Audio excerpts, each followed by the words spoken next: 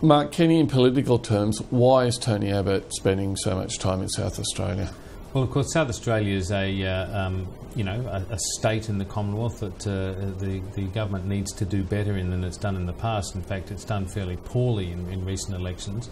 There are some key seats there. It's not a whole number of seats when looked at in the grand scheme of things, 11 lower house seats there in South Australia, but you've got some key players, Christopher Pyne, the most senior minister there, and others who are really facing a difficult time as a result of the collapse of the car industry, something that's happened on this government's watch. You've had the submarine issue playing very, very badly for the federal government there as well, with the decision not to build the submarines using ASC. Really the coalition's been on the nose big time with South Australian voters as a result of all of this. How much of a danger is Nick Xenophon and his new party, if I can put it like that? Last time around the election, he easily got a quota in his own right in the Senate. Yeah, he almost got 2 quotas, which is virtually unheard of.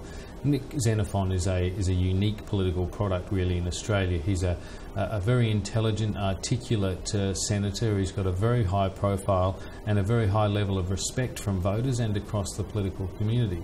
He's a bit of a stuntmeister in some ways and been known to do some pretty amazing things to get publicity, but he's nonetheless a very rigorous legislator and a rigorous thinker. And this has gone down well with South Australian voters. So I think the fact that Nick Xenophon is now flexing his muscles, and this is largely driven by what he sees as the federal government's abandonment of manufacturing in South Australia, particularly cars and in the defence industry, submarines in particular. The fact that he's muscling up now is a major problem for the coalition because, as I say, there's a long-term state Labor government there which says something about the proclivities of voters in that state, and the fact that these industries have been effectively closed off in South Australia is a major worry, and Xenophon's campaigning very effectively on it. Now, the government pushing ahead to build these frigates in South Australia and have this continuous build program, will that, if you like, correct in voters' minds the issues they've taken with, say, the withdrawing subsidies to the car industries, the submarines, etc.?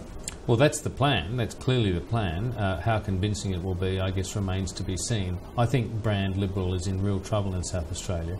Now, whether that's going to result in Christopher Pyne losing his seat, I think that's a big call. There are stories about Pyne losing his eastern suburb seat of Sturt every time there's an election, and every time Christopher Pyne hangs on. I think he's been there since '93.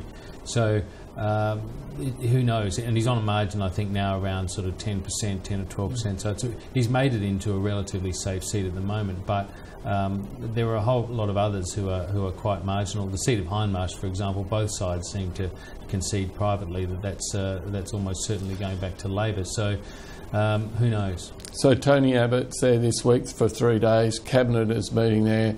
It's likely we'll see more of that before the next election.